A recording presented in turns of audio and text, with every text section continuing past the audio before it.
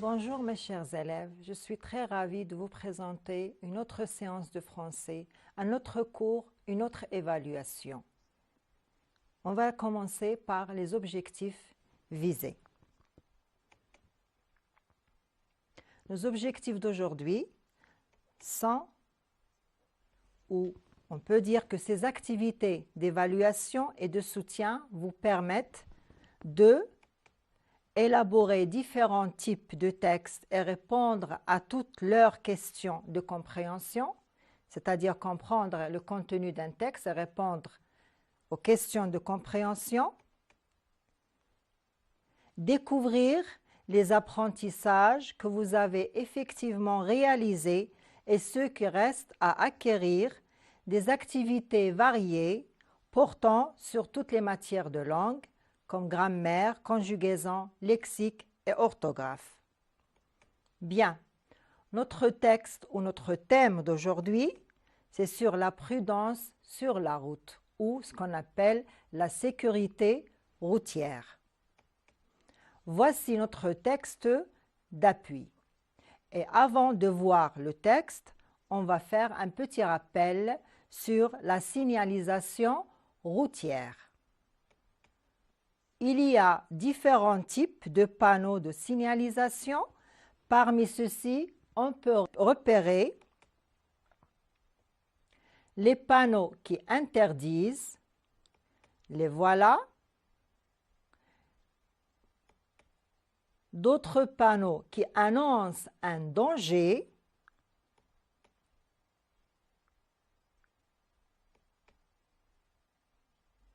Et des panneaux ou les panneaux d'obligation.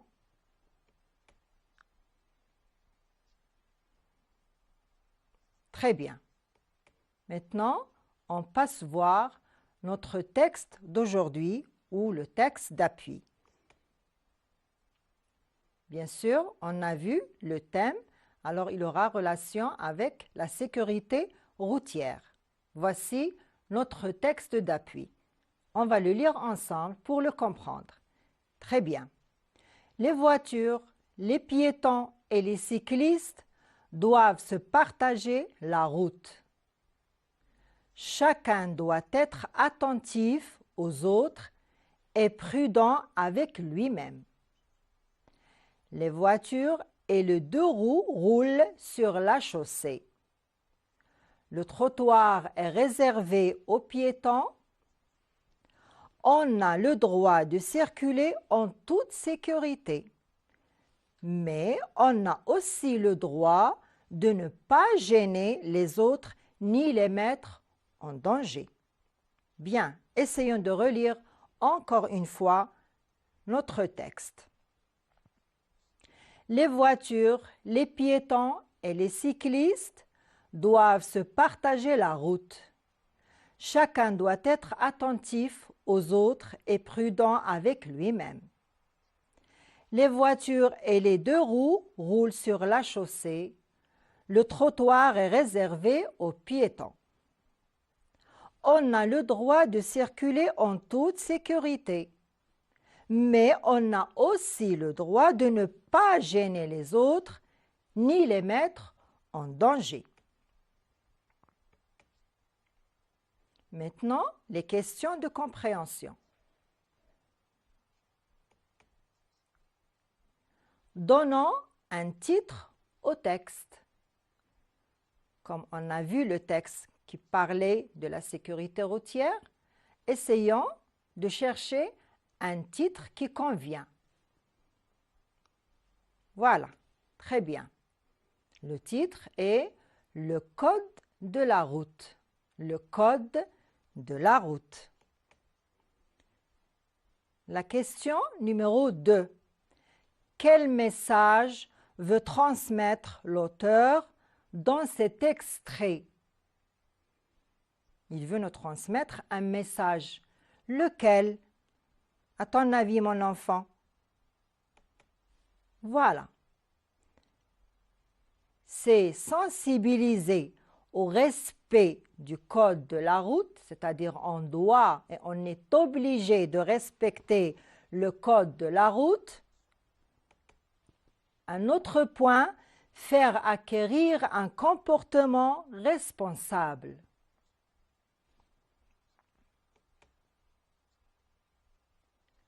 Choisissons là la bonne réponse. On va lire les réponses et on va choisir la réponse qui convient. Voilà. C'est une histoire drôle, c'est-à-dire le texte qu'on vient de lire. C'est un texte informatif.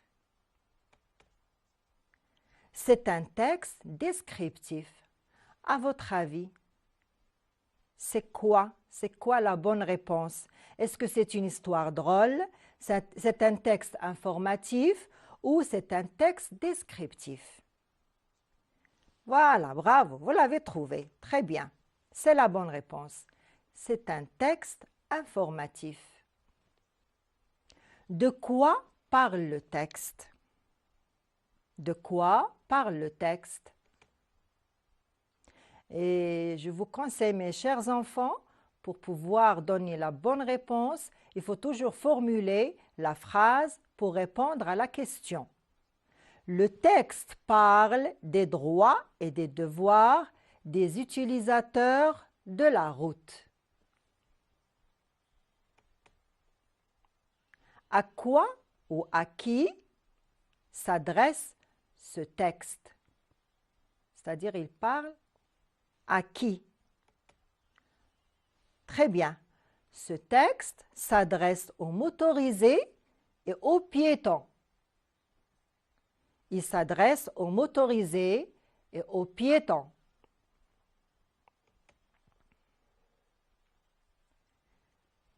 Quel est le comportement qu'on doit éviter? Quel est le comportement qu'on doit éviter? C'est-à-dire, qu'est-ce qu'on ne doit pas faire? On ne doit pas gêner les autres ou les mettre en danger. C'est-à-dire, quand on est en train de traverser la chaussée, on essaie de passer tranquillement sans bousculer les autres. Quel est l'espace réservé aux piétons? Il y a un espace qui est réservé aux piétons, c'est-à-dire ceux qui marchent à pied. L'espace réservé aux piétons est le trottoir. La partie lexique, choisissons la bonne réponse, c'est-à-dire, à votre avis, quelle est la bonne réponse? Attentif veut dire absorbé par une autre chose, ou bien qui écoute, regarde et agit avec attention, qui écoute d'une oreille distraite. Alors laquelle? Voilà, très bien. Très bien, voilà. Être attentif veut dire qui écoute, regarde et agit avec attention, avec une grande concentration. Très bien. Donnons l'antonyme de... Rappelez-vous, on a déjà fait la leçon de les antonymes. Prudent, l'antonyme de prudent. Et maintenant, trouvons des mots à partir de. Là, on va essayer de chercher des mots à partir de verbe circuler, de l'adjectif attentif et du mot danger. Revenons à l'antonyme. Alors, quel est l'antonyme de prudent? Bien, imprudent, inattentif. Cherchons des mots à partir du verbe circuler, attentif et danger. Très bien. Circulation, attention et dangereux. La partie grammaire. Maintenant, on va essayer de voir les matières de langue. Écrivons cette phrase à la forme interrogative. Bien sûr, on a précisé là avec inversion du sujet. C'est-à-dire, on va inverser sujet et le verbe. Les voitures peuvent rouler très vite. Ici, on veut avoir une phrase interrogative, mais on a précisé, c'est-à-dire il y aura inversion du sujet et du verbe. Les voitures peuvent rouler très vite. Voilà. Les voitures peuvent-elles rouler très vite? Les voitures peuvent-elles rouler très vite? On n'oublie pas le point d'exclamation à la fin. Complétons par ce, la, le ou cet avec un seul T. Automobiliste ne respecte pas code de la route. Piéton traverse chaussée sans faire attention. Qu'est-ce qu'on va écrire là, au début de la phrase? On a automobiliste, c'est un nom masculin commençant par une voyelle. Bravo, cet automobiliste ne respecte pas quoi? Le code de la route. Et là, on le montre, ce piéton traverse quoi? La chaussée sans faire attention. Complétons-la par un pronom démonstratif. Cette voiture est que je préfère. Heureux sont qui circulent en paix. Tu l'as trouvé? Très bien. Cette voiture est celle que je préfère. Heureux sont, bravo, ceux qui circulent en paix. Et maintenant, écrivons les nombres suivants en toutes lettres. On a le nombre 86 et 300. On a déjà vu cette leçon, je vous rappelle. Voilà, essaie de l'écrire.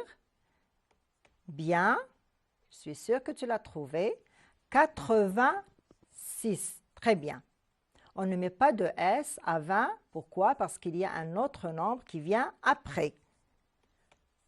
Par contre, là, 300, on met un S à 100. Relevons le COD. Relevons le COD.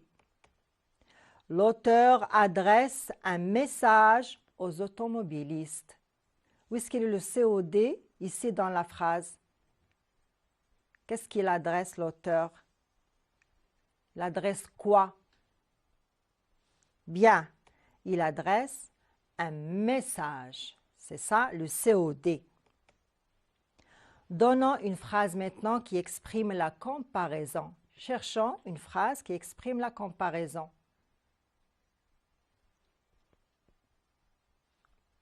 Bien. Alors là, on a la comparaison de supériorité. La voiture roule plus vite que le vélo. La voiture roule plus vite que le vélo. Écrivons la phrase suivante à la voix passive. C'est-à-dire, on aura une phrase à la voix active et on va la transformer à la voix passive. Bien sûr, on a déjà appris les règles de cette leçon. Le cycliste a renversé le piéton. Le cycliste a renversé le piéton. Très bien. Le piéton a été renversé par qui? Par le cycliste. On a ici à renverser.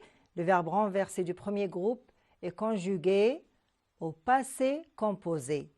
Donc, même le verbe dans la voix passive sera conjugué au passé composé. A été renversé par le cycliste. Passons voir la conjugaison. Conjuguons les verbes entre parenthèses au temps demandé. Il, le verbe mettre, les autres en danger au passé composé. Mettre, c'est le troisième groupe. Nous, le verbe s'arrêter devant un panneau de signalisation. C'est le présent. Alors là, c'est un verbe pronominal. Très bien. Il a mis les autres en danger. Il a mis les autres en danger. Et là, le sujet, on a nous et le verbe s'arrêter, qui est un verbe pronominal. Alors, qu'est-ce qu'on va dire? Bravo! Nous nous arrêtons devant un panneau de signalisation. Et là, ne pas se déranger à l'impératif, à la deuxième personne du pluriel. Il faut faire attention.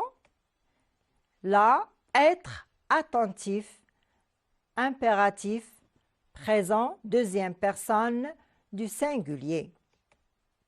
Très bien. Ne vous dérangez pas. Ne vous dérangez pas. Et là, être, sois attentif. Sois attentif. L'orthographe maintenant. Complétons par peu, peu ou peu. Voilà. C'est la même prononciation, mais l'orthographe est différente. Est-ce que je peux vous aider? Mais lequel de ces trois peu que je peux écrire là?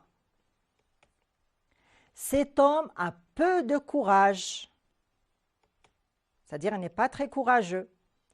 Qui peut répondre à cette question? Bravo. Voilà. Je sais bien que vous êtes à jour, que vous apprenez vos leçons. Est-ce que je peux vous aider? Là, c'est le verbe pouvoir. Cet homme a peu de courage. Et là, qui peut répondre à cette question? C'est toujours le verbe pouvoir, la troisième personne du singulier. Parfait. Écrivons maintenant au pluriel les mots composés suivants.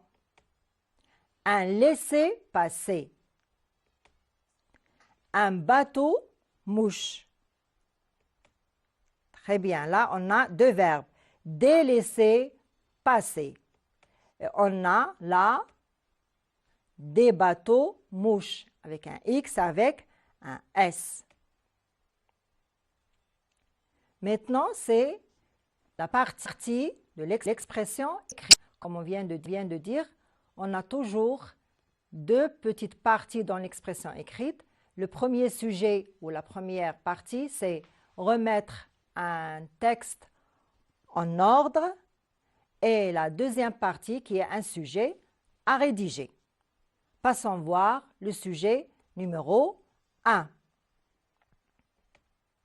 Mettons en ordre les éléments du texte suivant. Cette limitation doit être respectée, mais il est absolument indispensable d'obéir à la limitation de la vitesse. Aujourd'hui, les voitures peuvent rouler très vite.